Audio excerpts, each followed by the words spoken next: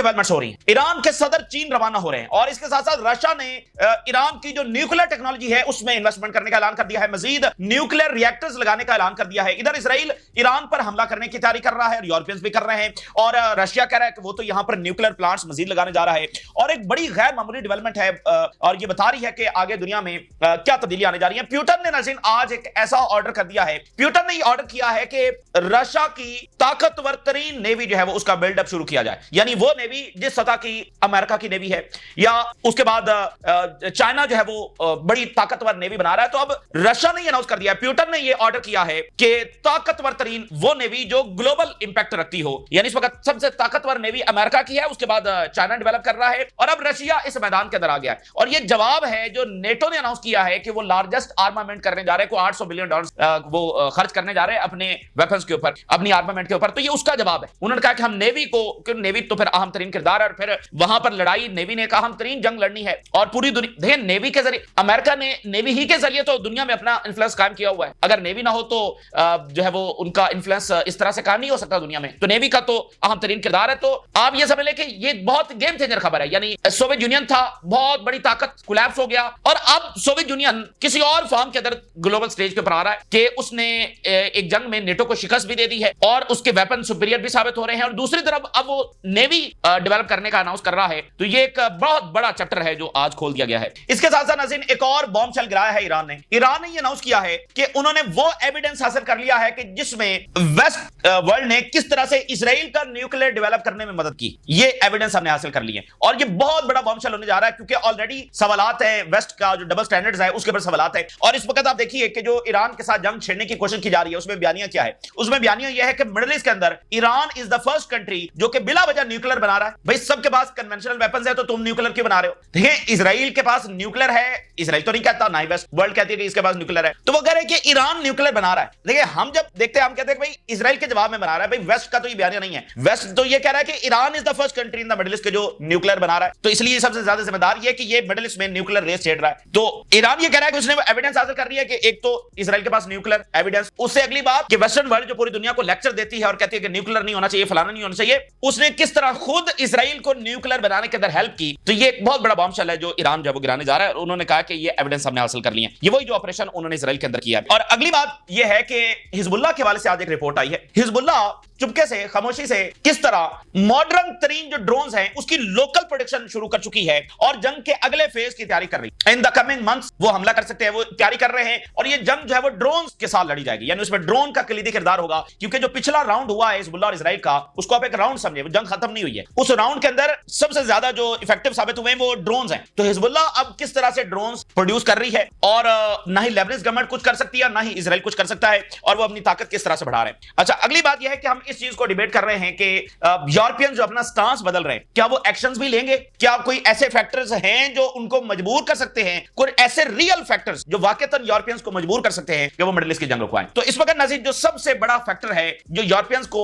100% pressurise करने जा रहा है और 100% ये तय है कि यूरोपियंस को पीछे हटना पड़ेगा मिडिल ईस्ट की इस जंग से, और ये वाला फैक्टर सबसे ज्यादा उनको प्रेशराइज करने जा रहा है, मजबूर करने जा रहा है, और वो ये है कि फार राइट जो पार्टीज है वो इमर्ज कर रही है। देखिए यूरोप जो इस वक्त बहुत सारे क्राइसिस के साथ लड़ रहा है, लेकिन यूरोप एक ऐसी उनकी ताकतवर गवर्नमेंट है कि वो क्राइसिस झेलती आई हैं और वो झेल लेते हैं। लेकिन एक चीज होती है कि एग्जिस्टेंशियल थ्रेट, क्राइसिस से बढ़कर कि यानी आपका एग्जिस्टेंस जो है वो खतरे के अंदर है। इस वक्त यूरोप उस स्टेज के अंदर है। तो जब पूछा जाता है कि भाई एग्जिस्टेंशियल थ्रेट किस चीज से है, किस वजह से है, तो एक तो ये है कि वो कहते हैं the return of the Russia, यानी जब सोवियत यूनियन कोलैप्स हुआ तो उसके बाद दुनिया में कोई पावर नहीं थी। चाइना तो उस वक्त अभी राइज कर रहा था और इकोनॉमी के ऊपर फोकस कर रहा था, सोवियत यूनियन कोलैप्स कर गया तो दुनिया में कोई ताकत नहीं बची। तो यानी कि यूरोप जो है वो एक ताकत के साथ और फिर अमेरिका का इत्तेहाद और वो यूनिपोलर वर्ल्ड के तौर पर उभरे, तो कोई एग्जिस्टेंशियल थ्रेट नहीं था या कोई ऐसी ताकत नहीं थी जो उनके साथ लड़ सके। तो अब वो कहते हैं कि ये जो रशिया एक ताकतवर होकर दोबारा से वापस आया तो रिटर्न ऑफ रशिया जो है वो उनके लिए एग्जिस्टेंशियल थ्रेट है। तो एक तो वो ये अपनी जुबानी बयान करते हैं जिससे वो इस वक्त लड़ भी रहे हैं। अब ये है या नहीं है, रशिया तो नहीं कहता कि हम इनके लिए एग्जिस्टेंशियल थ्रेट है, लेकिन बहरहाल जो असल इनके लिए थ्रेट है वो ये है far right party. Far right party जो है वो इमर्ज कर रही है यूरोप से। अब एक एक्सट्रीमली अनयूजुअल वाकया हुआ है और पूरे यूरोप में इसकी गूंज है। फ्रांस के अंदर मैरी लिपेन जो कि फार राइट पार्टी की सरबराह हैं, और अभी जो एक इलेक्शन हुआ था पार्लियामेंट का, तो उसमें इन्होंने बहुत मकबूलियत हासिल की इनकी पार्टी ने। अब इन्होंने नजर क्या किया है कि पेरिस के अंदर एक मीटिंग बुलाई है, और मीटिंग किसकी बुलाई है? यूरोपियन जो लीडरशिप है उसमें जो फार राइट लीडरशिप है उसकी मीटिंग बुलाई है। यानी फ्रांस के अंदर से हम बात नहीं कर रहे हैं, बाकी मुल्कों से, जिसमें सबसे अहम तरीन हंगरी के प्राइम मिनिस्टर हैं, उनको बुलाया गया। तो जो फार राइट पार्टीज है, जो नेशनलिस्ट है, उनको पेरिस बुलाया गया, और इन्होंने इस मीटिंग के साथ जो है वो प्रेसिडेंशियल जो कैंपेन है उसका आगाज कर दिया मैक्रोन के खिलाफ। प्रेसिडेंशियल कैंपेन का आगाज, प्रेसिडेंशियल जो इलेक्शंस हैं उसका आगाज इस मीटिंग के साथ कर दिया गया है, और वो कह रहे हैं कि हम अभी से लॉन्च कर रहे हैं और एक मोमेंटम जो हासिल कर रहे हैं। ऊपर से अमेरिका की सपोर्ट हासिल हो गई है, अमेरिका की इस फार राइट ग्रुप्स को पूरे यूरोप के अंदर सपोर्ट हासिल हो गई है, जिसका अभी मुजाहरा हमने पोलैंड के अंदर देखा था। और मैरी लिपेन इसको खास तौर पर अमेरिका सपोर्ट कर रहा है, जर्मनी की जो एएफडी पार्टी है उसको खास तौर पर सपोर्ट कर रहा है। तो देखिए, अगर ये आ जाते हैं तो पूरा यूरोप ही बदल जाएगा, पूरे का पूरा यूरोप बदल जाएगा, क्योंकि देखिए ये तो नेशनलिस्ट है, ये एंटी इमिग्रेंट्स है, ये ओपन बॉर्डर्स को पसंद नहीं करते, ये तो कहते हैं बॉर्डर्स बंद होने चाहिए। तो देखिए, ऊपर से अमेरिका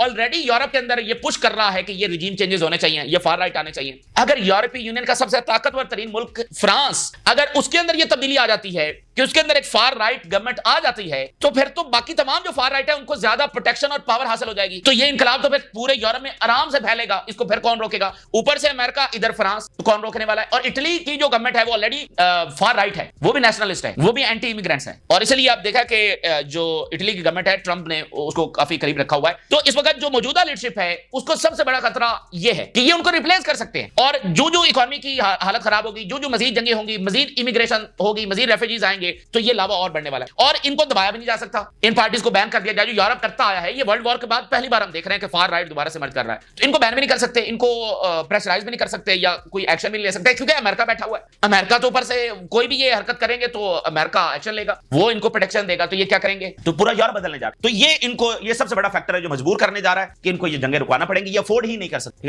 किसी। ये नंबर 1 फैक्टर है जिससे यूरोप अपने आप को एग्जिस्टेंशियल थ्रेट महसूस कर रहा है। वर्ल्ड वॉर 2 के बाद ये पहली बार हो रहा है, फार राइट नेशनलिस्ट ये इमर्ज कर रहे हैं। हालांकि इस वक्त जो यूरोपियन सोसाइटी है या उनकी गवर्नमेंट्स हैं, उनकी पॉलिसीज बिल्कुल मुख्तलिफ है, ओपन बॉर्डर्स, दुनिया से लोग आ रहे हैं, ये इसको पसंद नहीं कर रहे हैं।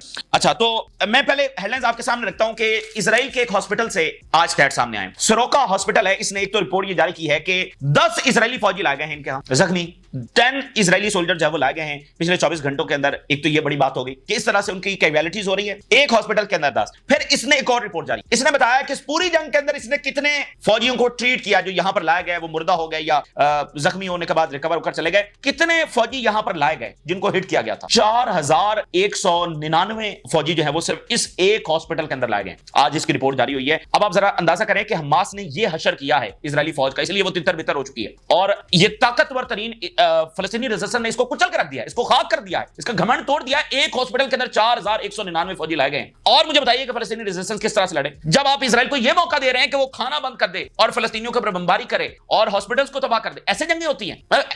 क्या दुनिया ये यूक्रेन में अलाउ कर रही है? क्या दुनिया बाकी जगहों पर अलाउ करती है? सिर्फ गजा में ये छोड़ दी हुई है इजराइल को। तो ये खाना बंद करना, ये हॉस्पिटल्स को निशाना बनाना, ये इटसेल्फ, और दाइश को भेजना, ये इटसेल्फ एक शिकस्त की अलामत है कि उनको ये जरूरत क्यों पेश आई। अभी अब क्या हुआ है, ये जो अभी इन्होंने ग्रुप्स अंदर दाखिल किए हैं उसमें एक और वाकया हुआ है। वहां पर जिन लोगों को इन्होंने असला दिया है, जो दाइश एफिलिएटेड ग्रुप्स हैं और कुछ और भी हैं, उनमें से कुछ ने आकर इनकी फौज के ऊपर हमला कर दिया और इनके कुछ फौजी जख्मी हुए। ये वाकयात भी वहां पर हो रहे हैं। तो ये इनकी शिकस्त है, इनकी फतह नहीं। और ये दुनिया की शिकस्त है जो अलाउ कर रही है इजराइल कि वो जो मर्जी करे, जो वो बस फलस्तीनियों को खत्म करने के लिए जो मर्जी टूल्स इस्तेमाल करे, जैसे सब फलस्तीनियों के मरने का सब इंतजार कर रहे हैं। यानी उनको कोई परवाह नहीं है कि इजराइल वहां पर कौन से बॉम्ब इस्तेमाल कर रहा है। वो ब्लॉकेट किए हुए है, खाना नहीं जाने दे रहा, मेडिसिन नहीं जाने दे रहा, एड वर्कर्स को निशाना बना रहा है। अच्छा, बर्तानिया का जो प्राइम मिनिस्टर है उसकी स्टेटमेंट आई है, our position on humanitarian situation in Gaza is clear, it is appalling and unbearable. तो ये इस तरह की स्टेटमेंट्स आ रही हैं जो पहले नहीं आ रही थी। आयरिश फॉरेन मिनिस्टर की स्टेटमेंट जारी हुई है, जो मेडलिन शिप को कब्जे में लिया गया है, is a powerful symbol of urgent need to end the blockade on aid in Gaza. और इटली की गवर्नमेंट के हवाले से बड़ा वाकया हुआ। एक स्कैंडल हमने आपके सामने रखा था कि जो इजरायली स्पाईवेयर है उसको इटालियन गवर्नमेंट यूज कर रही थी, और वो रिपोर्ट लीक हो गई, और अब इटालियन गवर्नमेंट इतनी प्रेशराइज हुई है, वो ऐसे एक्सपोज हुई है उस रिपोर्ट के बाद कि उसने जो एग्रीमेंट है वो इजरायली गवर्नमेंट के साथ टर्मिनेट कर दिया है। Italy terminates contract with Israeli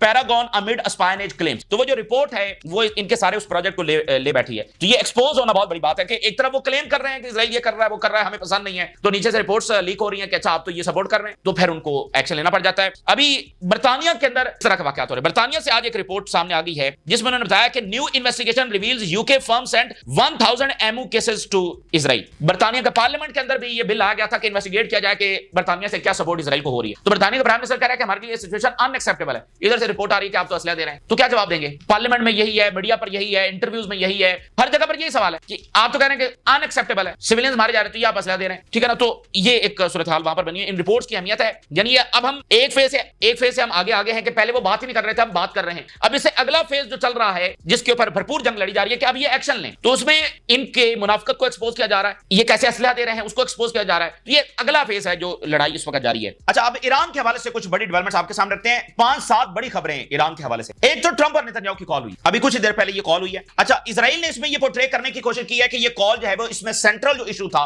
वो ईरान था, ईरान को डिस्कस किया गया। अच्छा, व्हाइट हाउस से इस तरह की कोई बात है, उन्होंने कहा जी बस मिडिल ईस्ट के हवाले से बात हुई है। और डेफिनेटली यानी इजराइल दरअसल टॉक्स हो रही है ना, अमेरिका और ईरान की डायरेक्ट टॉक, तो वो इजराइल को पसंद नहीं है। तो इजराइल बस ये पोर्ट्रे करने की कोशिश करता है कि वो भी हर जगह शामिल है, उनसे हर बात पूछी जा रही है, क्योंकि इनको साइड पर रखते हुए डायरेक्ट टॉक्स किए हैं। तो वो बस एक पोर्ट्रे करने की कोशिश करता है कि we are present at everywhere. तो बहरहाल ईरान में डिस्कस हुआ होगा, लेकिन गजा डिस्कस हुआ और ये जो सारा वहां पर एग्रेशन कर रहा है, तो ट्रंप ने पूछा होगा कि कितना टाइम जो तुम्हें और चाहिए। तो ये बहरहाल कॉल हुई है, इसके बाद एक सिक्योरिटी मीटिंग जो नेतन्याहू ने बुला ली है। देखना है मजीद कि इसमें क्या बात हुई है। एक तो बात यह है कि प्यूटन ईरान आ रहे हैं, उसकी मुसलसल तैयारियां हो रही हैं, और जो वहां पर जंग एस्केलेट हो रही है, तो इस दौरे की अहमियत बढ़ती चली जा रही है, क्योंकि ऐसे क्रूशियल माहौल के अंदर प्यूटन सिर्फ उसी मुल्क का दौरा करेंगे ना जो बहुत इंपॉर्टेंट हो। रशिया डीप इनसाइड अटैक किया जा रहा है, ऐसा तो भाई कोल्ड वॉर के अंदर भी अटैक नहीं हुए थे जो आज रशिया के अंदर। ये कोई मामूली चीज नहीं है, ये कोल्ड वॉर में नहीं हुआ जो आज रशिया में हो रहा है। वो कोल्ड वॉर तो कहीं और लड़ी जा रही थी, कभी अफगानिस्तान में, कभी वियतनाम में, कभी इजिप्ट में, कभी कहीं और। ये रशिया में नहीं लड़ी जा रही, आज ये जंग रशिया में फैल चुकी है। तो आज अगर वो किसी मुल्क का दौरा करेंगे तो और अहमियत है। ईरान में तैयारियां इसकी हो रही हैं, लेकिन इसके साथ एक और खबर है कि ईरान के जो प्रेसिडेंट हैं वो चाइना जा रहे हैं। Pezeshkian will visit China soon to expand cooperation in all fields। दुनिया तब्दील हो रही है, न्यू वर्ल्ड ऑर्डर इस वक्त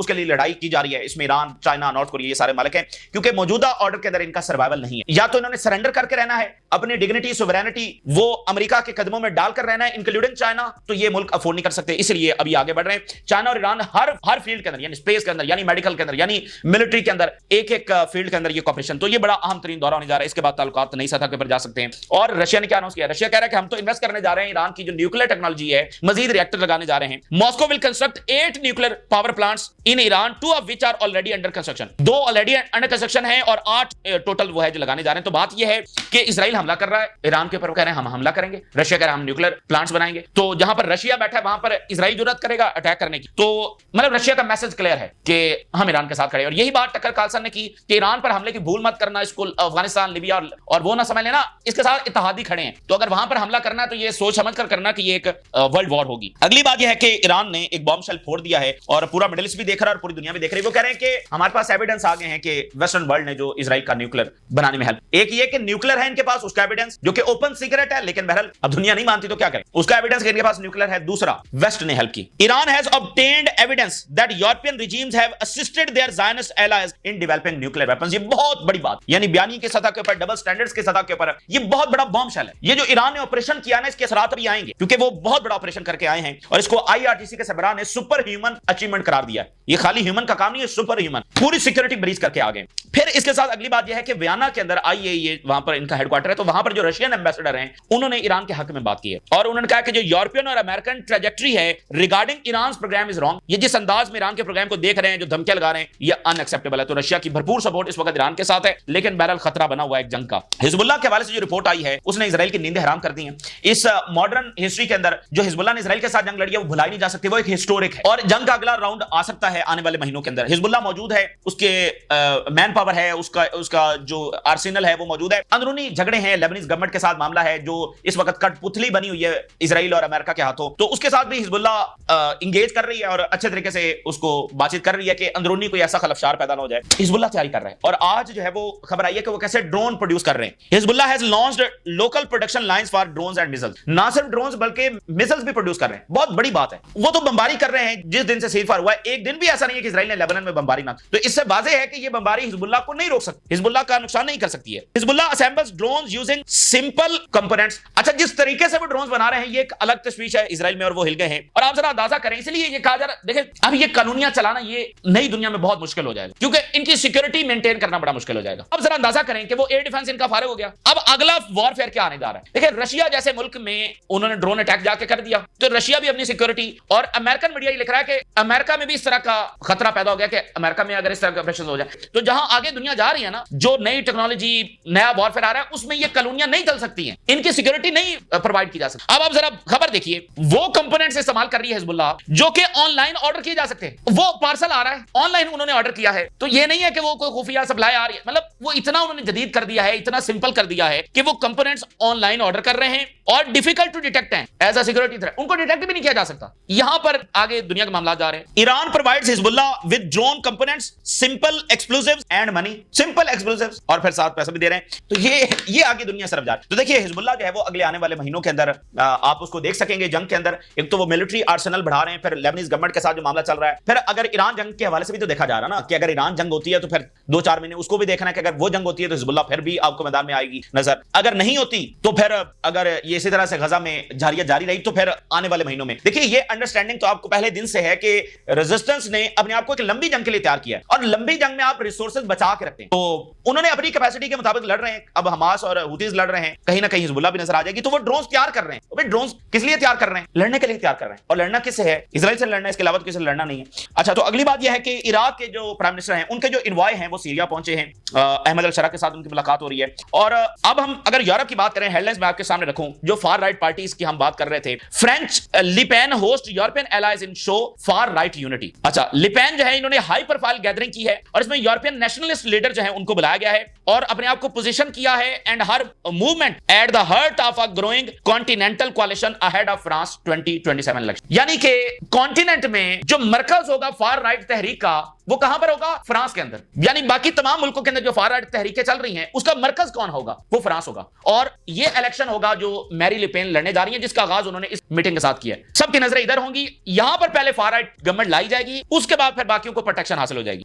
और ज्यादा वो इंपावर हो जाएंगे। ये मीटिंग जो है वो बहुत पॉलिटिकल स्ट्रेटजी इसको डिस्कस किया गया और एक शो ऑफ स्ट्रेंथ की गई है। पेट्रियार्ट्स ऑफ यूरोप फैक्शन, यूरोपियन असल जो यूरोप को बचाने वाले हैं और पेट्रियार्ट्स हैं, पेट्रियाटिक जो लीडरशिप है वो इकट्ठी हुई है। उन्होंने बताया कि मेजर फार राइट ब्लॉक यहां पर कायम हो रहा है और इन यूरोपियन पार्लियामेंट जिसमें अब हंगरी है, इटली है, ये सारे मालिक हैं, मोमेंटम इससे क्रिएट किया जा रहा है। और जो ट्रंप आए हैं उससे भी इस फार राइट तहरीक को एक आप कह लें कि उसमें फायदा ही हुआ है क्योंकि ट्रंप खुद फार राइट और एंटी इमिग्रेशन और वो सारा। इसमें हंगरी के प्राइम मिनिस्टर, इटली की प्राइम मिनिस्टर और स्पेन की एक पार्टी है फार राइट और इसके अलावा चेक फॉर्मर प्राइम मिनिस्टर हैं और ये सारे इस वक्त इकट्ठे हो रहे हैं। So to align position on core issues such as the immigration, EU governance and national sovereignty. तो ये एक तहरीक मैंने आपको बता दिया कि ये यूरोप बदलने जा रही है, ठीक है। और ये भरपूर जंग होगी जो यूरोप के अंदर लड़ी जाएगी, जिसमें मौजूदा लीडरशिप लेफ्ट यानी सेंटर टू लेफ्ट, ये वर्ल्ड वॉर 2 के बाद वहां पर जो हुकूमतें रही हैं वो सेंटर या सेंटर टू लेफ्ट रही हैं, लेकिन ये फार राइट पार्टीज अब खड़ी हो रही हैं और उन्होंने शो ऑफ स्ट्रेंथ किया। ये एक्सट्रीमली अनयूजुअल मीटिंग है कि उन्होंने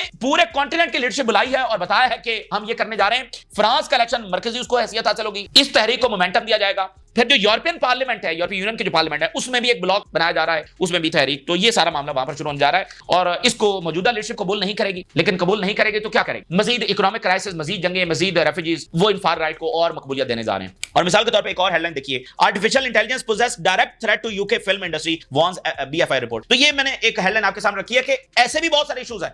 बर्तानिया की फिल्म इंडस्ट्री इस वक्त आर्टिफिशियल इंटेलिजेंस की वजह से खतरे में है। इसके लिए आपको क्या चाहिए? आपको अपने रिसोर्सेज, अपनी एनर्जीज, अपना सारा फोकस है वो यहां पर चाहिए, ऐसे इश्यूज के ऊपर चाहिए। ऐसे और भी बहुत सारे इश्यूज आएंगे, तो अगर वो इधर उलझ जाएंगे तो फिर वो कमजोर हो रहे हैं, वो डैमेज हो रहे हैं, वेस्ट जो है वो डैमेज हो रहा है। और आखिरी आप हेडलाइन देखिए, Putin approves strategy to restore Russia as global naval power. यानी ये इतना बड़ा फैसला है कि एक तारीख है इस फैसले के अंदर। सोवियत यूनियन ग्लोबल पावर टूट गया, कमजोर पड़ गया, फिर प्यूटन की सरपरस्ती के अंदर अब वो एक बड़ी ताकत के तौर पर लौट कर आया, लेकिन अब वो इससे भी आगे जा रहा है और अपना खोया हुआ मकाम कह लें या जो भी कह लें, ग्लोबल नेवल पावर वो बनने का उसने ऑर्डर कर दिया प्यूटन ने। और ये कोई महीनों के अंदर तो नहीं होगा, इसके अंदर सालों लगेंगे। तो ये बहुत बड़ी चीज है, यानी कि जैसे नेटो की आर्मामेंट, ये एक हिस्टोरिक फैसला था और दहाइयां अपने अंदर समोए हुए है ये एक फैसला कि वो रीआर्मामेंट कर रहे हैं। तो ये फैसला भी अपने अंदर दहाइयां समोए हुए है कि अब रशिया उस डायरेक्शन के अंदर चलेगा। 2012 में चाइना ने फैसला किया था कि हमने ग्लोबल नेवल पावर बनना है और फिर मौजूदा प्रेसिडेंट की सरपरस्ती में वो सफर आगे बढ़ रहा है। तो इधर रशिया से ये ऑर्डर हुआ है। तो वेस्ट जो है ना, देखे कितने उसको वो उसकी जो